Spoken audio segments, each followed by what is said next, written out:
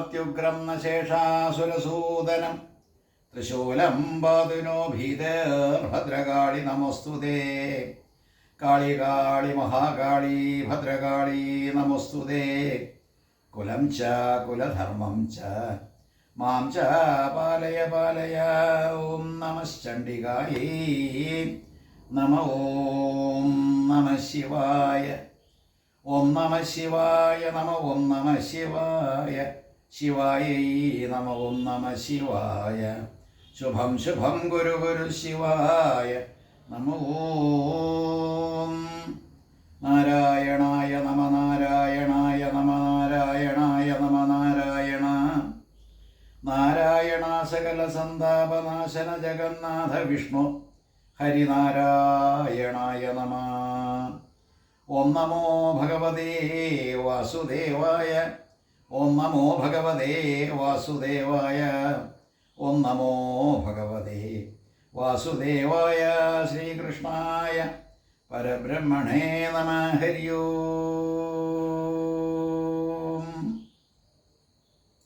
ഭാഗവതവും ഒന്ന് പ്രവൃത്തിയുടെ ശാസ്ത്രമായിരിക്കുന്ന ദേവി ഭാഗവതവും മറ്റൊന്ന് നിവൃത്തി ശാസ്ത്രമായിരിക്കുന്ന സാക്ഷാൽ സപ്താഹത്തിന് നമ്മൾ വിനിയോഗിക്കുന്ന ഭാഗവതവും, ഈ രണ്ട് ഭാഗവതങ്ങളെ വേദവ്യാസ വിരചിതം രണ്ടിനെയും നമ്മൾ ഒരു പ്രത്യേക രീതിയിൽ പഠിക്കാൻ ശ്രമിക്കുന്ന ഈ സന്ദർഭത്തിൽ ഭഗം ഐശ്വര്യമാണെന്നും ഐശ്വര്യം ഈശ്വരൻ്റേതാണെന്നും ഈശ്വരൻ്റെ ഭാവത്തിലേക്ക് എത്തലാണ് നമ്മുടെ ലക്ഷ്യമെന്നും വേദോക്തമായിരിക്കുന്ന ഭാഗ്യസൂക്തം പോലുള്ള സൂക്തങ്ങളിലൂടെ നമ്മൾ കടന്നു ചേരുന്നത് ഈ ഭാഗ്യം എന്ന് പറയുന്ന ഭഗം എന്ന് പറയുന്ന ഐശ്വര്യത്തിലേക്കാണെന്നും അതിനു വേണ്ടിയിട്ടാണ് നമ്മൾ ജനിച്ചതെന്നും മനുഷ്യജന്മം സഫലമായി തീരാനായിട്ട് ലക്ഷ്യമെന്ന് പറയുന്ന ഈശ്വരപദപ്രാപ്തി അനിവാര്യമാണെന്നും മുഖവരിയായിട്ട് മനസ്സിലാക്കിക്കൊണ്ട് നമുക്ക് മുന്നോട്ട് കിടക്കാം. രണ്ട് പുരാണങ്ങളിലും സൂതൻ പുരാണം പറഞ്ഞു കേൾപ്പിക്കുന്നു, കേൾക്കുവാനായിട്ട് ശൗനകാദികളും ഒത്തുചേർന്നിരിക്കുന്നു. ഏതായാലും ഇതെല്ലാം തന്നെ നടക്കുന്നത് ശൂന്യമായ എല്ലാ തരത്തിലും മനസ്സിൻ്റേതായിട്ടുള്ള എല്ലാ ചലനങ്ങളും ചാഞ്ചല്യമാനമായിരിക്കുന്ന അവസ്ഥയുമെല്ലാം തന്നെ കെട്ടുപോയിരിക്കുന്ന നിശ്ചല ഭാവത്തിലാണ് താനും നേമീശീർണമായ സ്ഥലം. അപ്പോൾ നൈമിശാരണ്യം എന്ന് പറയുന്ന ആ സങ്കേതവും ശൗനകാദികളെന്ന് പറയുന്ന ശ്രോതാക്കളും അവിടെ സൂതൻ എന്ന് പറയുന്ന പൗരാണികൻ വക്താവായിട്ടും ഇത്തരത്തിൽ സജ്ജമാക്കിയിരിക്കുന്നൊരു വേദിയിലാണ് കർമ്മങ്ങളുടെ ഇടയിൽ, അതായത് പ്രവർത്തനത്തിൽ വ്യാപൃതരായിരിക്കുന്ന കർമ്മോന്മുഖരായിരിക്കുന്ന സന്യാസി ശ്രേഷ്ഠന്മാരുടെ ഇടവേളകളിൽ ഹോമാദി യാഗാദി കാര്യങ്ങളെല്ലാം തന്നെ നിർവഹിച്ചതിന് ശേഷം ഓരോ ദിവസവും കിട്ടുന്ന ആ ഇടയ്ക്കുള്ള സന്ദർഭത്തിൽ ജ്ഞാനസമ്പാദനത്തിന് ഉതകുന്ന രീതിയിലാണ് പുരാണങ്ങളുടെ ഘടന. പുരാണങ്ങൾക്ക് ഒരേ ഒരു ലക്ഷ്യം മാത്രമേ ഉള്ളൂ. എന്താണോ വേദം എന്ന് പറയുന്ന അറിവിൻ്റെ സങ്കേതം, അറിവിൻ്റേതായിട്ടുള്ള ഗ്രന്ഥങ്ങൾ അഥവാ നമ്മൾ പഠിക്കേണ്ടതായിട്ടുള്ള അറിവ് നേടേണ്ടതായിട്ടുള്ള പ്രത്യേക വേദഭാഗങ്ങൾ, അതിലടങ്ങിയിരിക്കുന്ന സംഗതികളെല്ലാം തന്നെ ഒന്നുകൂടി സാധാരണക്കാർക്ക് മനസ്സിലാകത്തക്ക രീതിയിൽ കഥകൾ രൂപേണ അല്ലെങ്കിൽ കഥകളിലൂടെ പറഞ്ഞു കൊടുക്കുക. ഇതാണ് പുരാണങ്ങളുടെ ലക്ഷ്യം. പുരാതനമായിട്ടുള്ള കഥകളായിരിക്കും, പക്ഷേ നവനവമായിരിക്കുന്ന ആനുകാലിക പ്രശ്നങ്ങൾക്ക് പോലും പ്രസക്തിയുള്ള രീതിയിലാണ് ഈ പുരാണങ്ങളെല്ലാം തന്നെ രചിച്ചിട്ടുള്ളത്. പ്രത്യേകിച്ച് ഭാഗവത്തിൻ്റെ രചന എല്ലാം കൂടി സംഗ്രഹിച്ചതിന് ശേഷം അല്ലെങ്കിൽ എന്തെന്നില്ലാത്ത ഒരു പ്രത്യേക സമഗ്രമായിട്ടുള്ളൊരു സംഭാവനയായിട്ട് അതിനെ എടുക്കാം. മറ്റു പുരാണങ്ങളെല്ലാം തന്നെ അതിനു മുൻപ് നടന്നതായതുകൊണ്ടോ എഴുതപ്പെട്ടതായതുകൊണ്ടോ അവയ്ക്ക് ഭാഗവതവുമായിട്ട് താരതമ്യപ്പെടുത്തുമ്പോൾ, നിവൃത്തിശാസ്ത്രമായിരിക്കുന്ന ഭാഗവതം, ആ ഭാഗവതമായിട്ട് താരതമ്യപ്പെടുത്തുമ്പോൾ അത്രയും ഒരു രീതിയിലേക്ക് കടന്നു വരുന്നുമില്ല. അപ്പോൾ ഇതെല്ലാം തന്നെ മനസ്സിൽ വെച്ചുകൊണ്ട് വേണം നമ്മൾ ഇരു ഭാഗവതങ്ങളെയും പ്രവൃത്തിയായാലും നിവൃത്തിയായാലും നമ്മൾ കൈകാര്യം ചെയ്യേണ്ടത്. പ്രവൃത്തി എന്ന് പറയുന്നത് നിവൃത്തിക്ക് മുമ്പുള്ളതാണ്. അപ്പോൾ ഏതൊരു പ്രവർത്തനവും ഏതൊരു പ്രവൃത്തിയും വാസ്തവത്തിൽ നമ്മൾ ചെയ്യുന്നത് ആ പ്രവർത്തനങ്ങളെല്ലാം തന്നെ നിവൃത്തി തേടിക്കൊണ്ടും നേടാൻ വേണ്ടിയിട്ടുമാണ്. നമ്മൾ ചെയ്യുന്ന മനുഷ്യൻ ജനിച്ചു കഴിഞ്ഞാൽ കർമ്മോന്മുഖരായിരിക്കണം, കർമ്മം ചെയ്തേ മതിയാകൂ. ആ കർമ്മം ചെയ്യുന്നതെല്ലാം തന്നെ കർമ്മം ഒടുക്കി, കർമ്മമെല്ലാം തന്നെ ഇല്ലാതെയാക്കി അവശേഷിച്ച് കിടക്കുന്നൊരു കർമ്മത്തിൻ്റെ അവസ്ഥയെല്ലാം തന്നെ ഇല്ലാതെയാക്കിക്കൊണ്ട് കർമ്മത്തിൽ നിന്ന് വിമുക്തി നേടുക, അതാണ് മോചനം എന്ന് പറയുന്ന മോക്ഷം.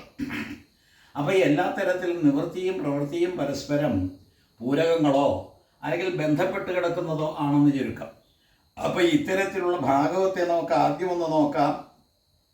ദുഃഖിതനായിരിക്കുന്ന വേദവ്യാസന് എന്തുകൊണ്ട് ദുഃഖിതനായി എന്ന് നമ്മൾ അന്വേഷിക്കുമ്പോഴാണ് നാരദർ കടന്നു വരുന്നതും നാരദർ ഭാഗവതം ഉപദേശിക്കുന്നതും. അപ്പോൾ ഏതൊരു ഭാഗവതമാണ് ഉപദേശിച്ചതെന്ന് അതിലൂടെ തന്നെ കടന്നു കയറുമ്പോൾ നമുക്ക് കാണാൻ കഴിയും. ഏതൊരു ഭാഗവതമാണോ സാക്ഷാൽ ഈശ്വരൻ നാരായണൻ, അപ്പോൾ ഏതൊരു ഈശ്വരൻ അല്ലെങ്കിൽ ബ്രഹ്മതത്വമായിരിക്കുന്ന നാരായണൻ ഏതൊരു ബ്രഹ്മാവ് എന്ന് പറയുന്ന സൃഷ്ടികർത്താവിനോടാണോ ആദ്യം ഭാഗവതം 4 ശ്ലോകത്തിലൂടെ അവതരിപ്പിച്ചത്, ആ ശ്ലോകങ്ങളിലൂടെ കടന്നു വന്ന ഭാഗവതം ബ്രഹ്മദേവൻ തൻ്റെ മാനസപുത്രനായിരിക്കുന്ന നാരദർക്ക് ഉപദേശിച്ചു എന്നും ആ നാരദരാണ് വേദവ്യാസൻ്റെ ദുഃഖത്തിന് ഹേതു കണ്ടുപിടിച്ചുകൊണ്ട് ഭാഗവതം ഉപദേശിക്കുന്ന ഒരു പരമ്പരയാണ്. അപ്പോൾ എല്ലാ തരത്തിലും ഭാഗവതം നിവൃത്തിശാസ്ത്രം എന്ന് പറയുന്ന ഭാഗവതത്തിൽ നമ്മൾ കാണുന്ന പ്രധാനപ്പെട്ട 4 ശ്ലോകങ്ങൾ ആ ഈശ്വര തത്വത്തെ പ്രതിപാദിക്കുന്നതാണ്. ഞാനാര് എന്നുള്ള ചോദ്യത്തിന് ഉത്തരവും, അതുപോലെ എൻ്റെ മായ അല്ല എന്നിൽ നിന്നുണ്ടാകുന്ന എല്ലാത്തരം വിചാരങ്ങളും ഈ പ്രപഞ്ചം എന്ന് പറയുന്ന ജഗത്തിൻ്റെ എല്ലാ സംഗതികളും ഇതെല്ലാം തന്നെ പഠിക്കുന്ന രീതിയിലാണ് ആ 4 ശ്ലോകങ്ങളും. ഞാനും എൻ്റെ മായയും അത്തരത്തിലുള്ള കാര്യങ്ങളെല്ലാം തന്നെ സൂചിപ്പിക്കുന്ന ചതുശ്ലോകി എന്ന് പറയുന്ന 4 ശ്ലോകങ്ങളിൽ ഉൾപ്പെട്ടിരിക്കുന്ന പ്രധാന തത്വത്തെ കേട്ട ഈ ബ്രഹ്മദേവനത് കുറച്ച് വിപുലീകരിച്ചുകൊണ്ട് മകനായിരിക്കുന്ന നാരദർക്ക് പറഞ്ഞു കൊടുത്തു. നാരദൻ തൻ്റെ ഭക്തിസൂത്രവും കൂടി കലർത്തിയിട്ട് വേദവ്യാസന് അത് ഉപദേശിക്കുന്നു. വേദവ്യാസൻ ധ്യാനനിരതനാകുന്നു. അപ്പം ഇവിടെയും ധ്യാനനിരതനായിരിക്കുന്ന വേദവ്യാസൻ തൻ്റെ ആശ്രമത്തിൽ ശമ്യാപ്രാസനം എന്ന് പറയുന്ന സരസ്വതി നദിയുടെ പശ്ചിമ തീരത്ത് എന്ന ഭാഗവതം പറയുന്ന അവിടെയുള്ള തൻ്റെ കുടിൽ അഥവാ തൻ്റെ ഈ ഉടജം അല്ലെങ്കിൽ ഈ പർണശാല ആശ്രമം അവിടെ കുത്തിയിരുന്ന കൊണ്ട് ധ്യാനിക്കുകയാണ്. എന്തൊന്നാണോ അല്ലെങ്കിൽ ഏതൊന്നാണോ ആ നാരദൻ പറഞ്ഞു കൊടുത്ത് നാരദനിലൂടെ തനിക്ക് സംക്രമിച്ച് അല്ലെങ്കിൽ വീണ് കിട്ടിയത് അതിനെപ്പറ്റി ധ്യാനിച്ചിരിക്കുന്ന, അതിനെപ്പറ്റി ചിന്തിച്ചിരിക്കുന്ന, അതിനെപ്പറ്റി ഏകാഗ്രതയോടുകൂടി സമാധ്യാവസ്ഥയിലേക്ക് എത്തിയ സാക്ഷാൽ വേദവ്യാസന് ഈശ്വരനെ കാണാൻ കഴിഞ്ഞു എന്നാണ്. അപ്പോൾ ധ്യാനാത്മകതയിൽ നിന്ന് ആ മെഡിറ്റേറ്റീവ് മോഡ് അതിൽ നിന്ന് കണ്ടെത്തിയ ഈശ്വരൻ്റെ 2 ഭാവങ്ങളാണ് ആദ്യം അതിൽ ചിത്രീകരിക്കുന്നത്. ദുഃഖത്തിന് ഹേതു എന്താണെന്ന് അവിടെ സ്പഷ്ടമാക്കുന്നുണ്ട്, അല്ലെങ്കിൽ നമുക്ക് മനസ്സിലാക്കാൻ കഴിയുന്നുണ്ട്. ഏതൊരു ഈശ്വരനെയാണോ കാണാൻ കഴിയാതിരുന്നത് അതാണ് ദുഃഖത്തിന് ഹേതു. അപ്പോൾ ഈശ്വരനെ കാണാൻ കഴിഞ്ഞില്ല, അറിയാൻ കഴിഞ്ഞില്ല, മനസ്സിലാക്കാൻ കഴിഞ്ഞില്ല. തൻ്റെ ജീവിതം ഈ മനുഷ്യജന്മം നിഷ്ഫലമായി പോകും എന്ന് കരുതിയിട്ടാണ് ഗ്ലാനി ആ ദുഃഖം സംഭവിച്ച വേദവ്യാസൻ താടിക്കുകയും കൊടുത്തിരുന്നത്. ഇത് മനസ്സിലാക്കിയ നാരദര് ഭക്തി സൂത്രത്തെയും തൻ്റെ ഭക്തിശാസ്ത്രത്തെയും തനിക്ക് ഈ പറയുന്ന ബ്രഹ്മാവിൽ നിന്ന് കിട്ടിയ ഭാഗവത്തെയും ഇങ്ങനെ കലർത്തി കൊണ്ടുകൊടുത്തു അല്ലെങ്കിൽ ഉപദേശിച്ചു. അത് കിട്ടിയ വേദവ്യാസൻ ധ്യാനത്തിൽ ഇങ്ങനെ ഇരുന്നപ്പോൾ ഈശ്വരനെ കണ്ടു എന്ന് പറയുന്ന ഒരു പ്രത്യേക ഭാവത്തിലാണ്. അവിടെ പുരുഷനെയും കണ്ടു, പ്രകൃതിയെയും കണ്ടു എന്നാണ് ചിത്രീകരിച്ചിരിക്കുന്നത്. പുരുഷനെയും പ്രകൃതിയെയും. അപ്പോൾ പുരുഷൻ്റെ പ്രകൃതിയെയും പുരുഷനെയും, പുരുഷനോട് ബന്ധപ്പെട്ട പ്രകൃതി, ഇത് രണ്ടും വ്യത്യസ്തമായിട്ട് കണ്ടു എന്ന്, ഒന്നായ ഈശ്വരനെ 2ആയിട്ട് കണ്ടു എന്ന് ചുരുക്കം. അപ്പോൾ ഇവിടെ ഇണ്ടലുണ്ടാകാൻ കാരണം, ഈ വേദവ്യാസന് സങ്കടം ജനിക്കാൻ കാരണം ഒന്നായ ഈശ്വരനെ 2ആയി കണ്ടതുകൊണ്ടാണ്. അതൊന്നുകൂടി ധ്യാനപൂരത്തിൽ കണ്ടു. അപ്പോൾ ധ്യാനിച്ചിരിക്കുമ്പോൾ തന്നെ മനസ്സിൽ താൻ കണ്ടതായിട്ടുള്ള പുരുഷനെയും പ്രകൃതിയെയും പറ്റി ചിന്തിച്ചു.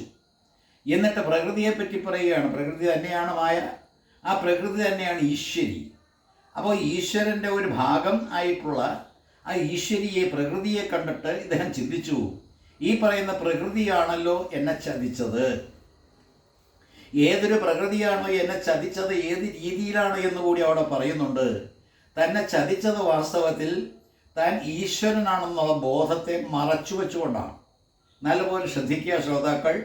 നമ്മളെല്ലാവരും തന്നെ മനുഷ്യർ എന്ന് പറയുന്ന പരിണാമ പ്രക്രിയയിലെ അല്ലെങ്കിൽ അതിൻ്റെ പരിണാമഗുപ്തിയിൽ അതിൻ്റെ അവസാന ഭാഗത്ത് ഉണ്ടായ ഈ ശരീരപ്രകൃതം, ഈ ശരീരത്തെയും മനസ്സിനെയും ബുദ്ധിയെയും ഒക്കെ വേണ്ട രീതിയിൽ വിനിയോഗിക്കാൻ മനുഷ്യന് സാധിച്ചു തുടങ്ങിയപ്പോൾ മനുഷ്യൻ എന്നുള്ള പദം അർത്ഥവത്തായി. അങ്ങനെയുള്ള മനുഷ്യൻ വാസ്തവത്തിൽ വിവേകശാലിയായിരിക്കണം. വിവേകമെന്ന് പറയുന്ന നിത്യാനിത്യ വിവേകത്തിൻ്റെ ഉടമയായിരിക്കണം. അവിടെ വാസ്തവത്തിൽ പുരുഷനെയും പ്രകൃതിയെയും കണ്ടു, ഈശ്വരനെ 2ആയിട്ട് കണ്ടു.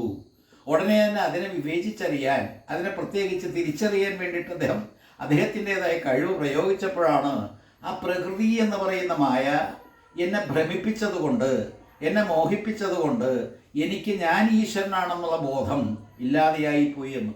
അപ്പോൾ പുരുഷൻ എന്ന് പറയുന്ന താനാണ് എന്നുള്ള, അല്ലെങ്കിൽ ഞാനാണ് എന്നുള്ള ആ ചിന്തയ്ക്ക് തടസ്സം നിന്ന ഒരു മറയായിട്ട്, അല്ലെങ്കിൽ തിരശീലയായിട്ട് മറച്ചു വെച്ചുകൊണ്ട് നിന്ന പ്രകൃതിയെ കണ്ടിട്ട് ആ പ്രകൃതിയെ അതിജീവിക്കാൻ വേണ്ടിയിട്ട് ഭാഗവതൻ രചിച്ചു എന്നാണ്. അവിടെ പ്രകൃതി എന്ന് പറയുന്നത് നമുക്കൊരു പ്രത്യേക രീതിയിൽ ചിന്തിക്കണം. ആ പ്രകൃതി എന്ന് പറയുന്ന മായ നമ്മെ മോഹിപ്പിക്കുന്നത് ഈ പ്രപഞ്ചത്തിലേക്ക് കടന്നു വന്നപ്പോൾ പ്രപഞ്ചത്തിലെ പ്രതിഭാസങ്ങളുമായിട്ട് അങ്ങനെ കൂടിച്ചേർന്ന് കലർന്ന് എല്ലാ തരത്തിലുള്ള ആഗ്രഹങ്ങളും ആശകളും എല്ലാം തന്നെ വെച്ച് പുലർത്തിക്കൊണ്ട് മോഹത്തിൻ്റെയും മോഹവലയത്തിൻ്റെയും ഉള്ളിൽ അകപ്പെട്ടുകൊണ്ട് നശിക്കുന്ന രീതിയിലേക്ക് പോകുമ്പോഴാണല്ലോ ജനനവും മരണവും ആവർത്തനചക്രത്തിൽപ്പെട്ട് ഇങ്ങനെ ഉഴലുന്ന രീതിയും അതെല്ലാം തന്നെ എങ്ങനെ സംഭവിച്ചു എന്ന് ഇദ്ദേഹത്തിന് ബോധ്യമായി. ഇതിന് കാരണക്കാരി ഇവളാണ്. എന്തുകൊണ്ടിത് സംഭവിച്ചു എന്ന് കൂടി ചിന്തിച്ചപ്പോഴാണ് ഞാൻ വെറും ഈ പറയുന്ന രീതിയിൽ മനുഷ്യനാണ്, അല്ലെങ്കിൽ ഈ പറയുന്ന ശരീരത്തോടു കൂടിയുള്ളവനാണ് എന്ന് ചിന്തിച്ചതാണ് എനിക്ക് പറ്റിയ അബദ്ധം.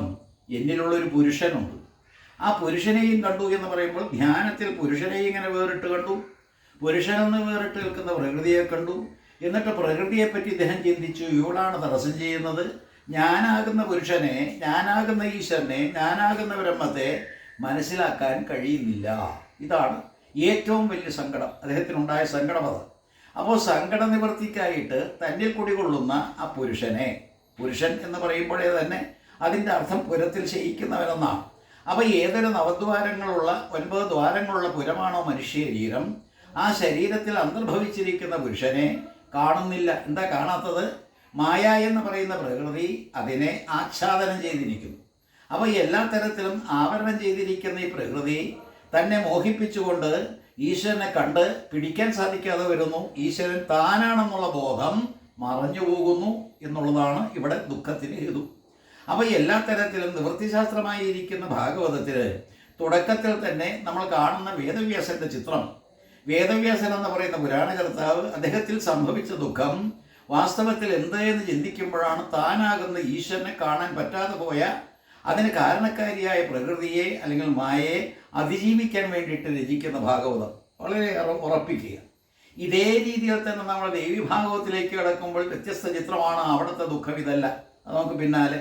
അപ്പോൾ ഏതായാലും ഭാഗവത്തിലേക്ക് കടന്ന് ഇത്തരത്തിൽ ചിന്തിക്കുമ്പോഴാണ് തുടക്കത്തിലെ തന്നെ ജന്മാദ്യസ്യ, നമ്മൾ കഴിഞ്ഞ ദിവസം തുടങ്ങി വച്ച ജന്മാദ്യസ്യേത അന്വയാത് ഇതരതശ്ച അർദ്ധേഷു അഭിജ്ഞസ്വരാട് തേനേ ബ്രഹ്മഹൃതായ ആദികവയെ മുഖ്യന്തിയ സൂരയ തേജോവായുമൃതാം യഥാവിനിമയോ യത്ര ത്രിസർഗോമൃഷ ധാംനാ ശ്വേന സദാ നിരസ്ത കുഹകം സത്യം പരം ധീമഹി.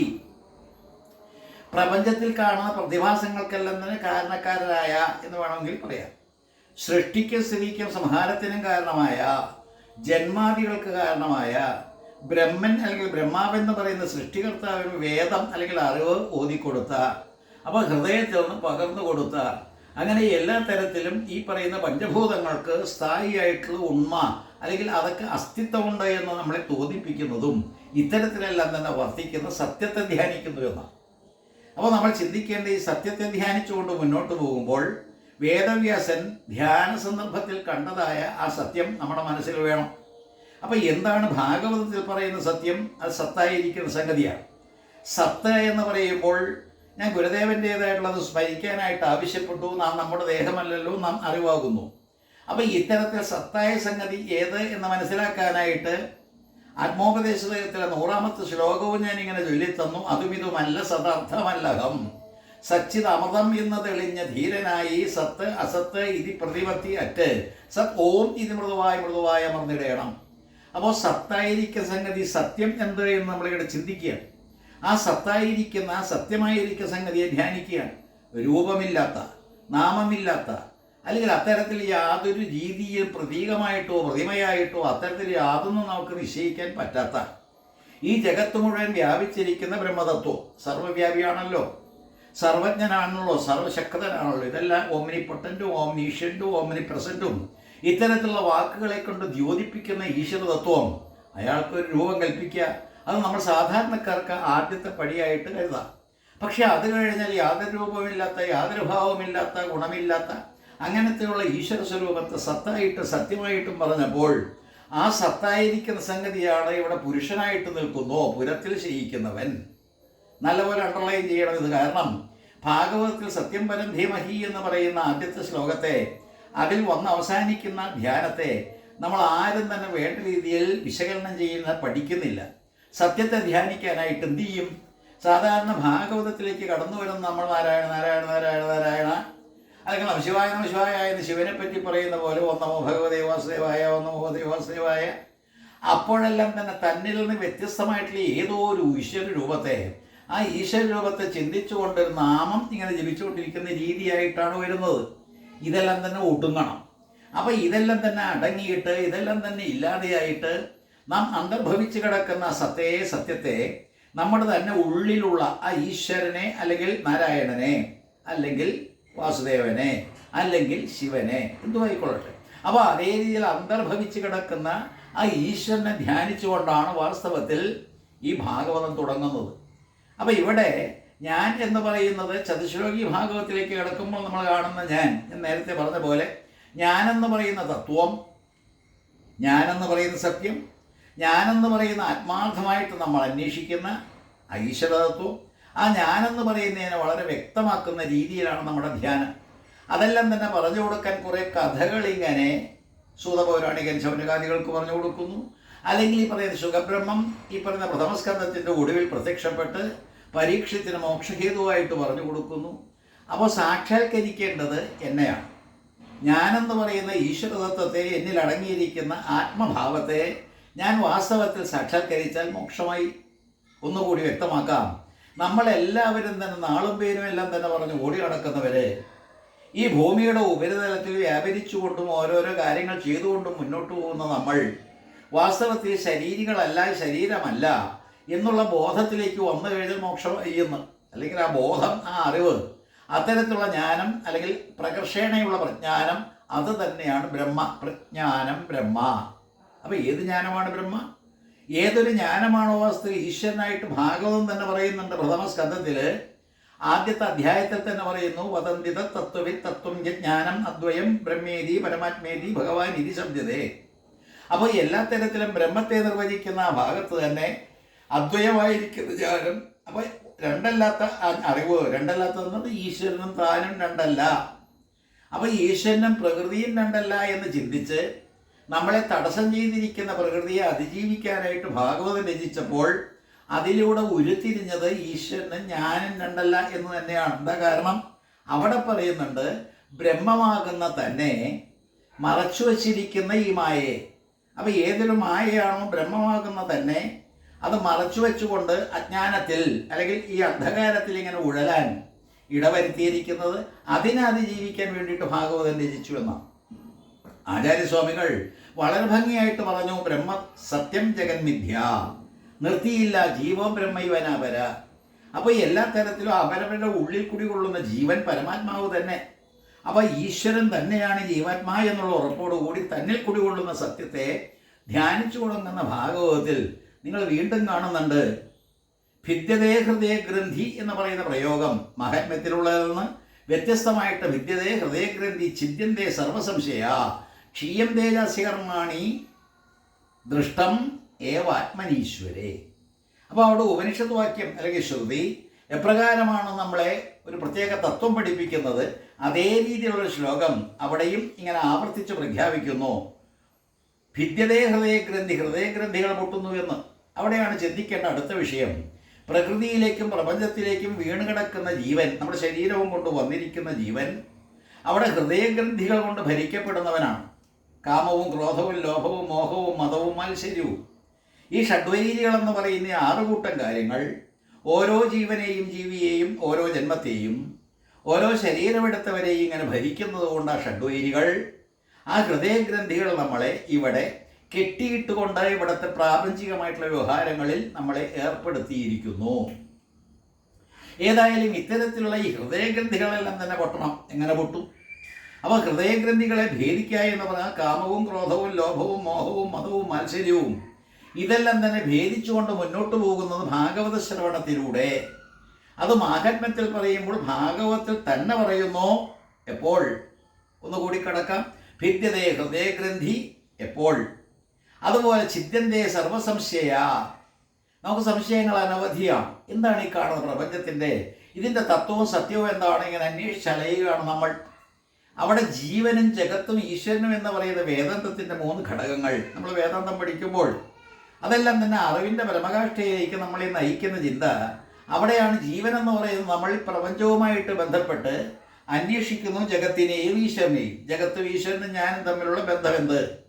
അപ്പോൾ ഇത്തരത്തിലുള്ള ബന്ധമെല്ലാം തന്നെ നമ്മൾ പറഞ്ഞു പഠിക്കാനായിട്ട് ശ്രമിക്കുമ്പോഴാണ് ഇവിടെയും വരുന്നു ഭിദ്യതേ ഹൃദയഗ്രന്ഥി ചിത്യന്തേ സർവസംശയ.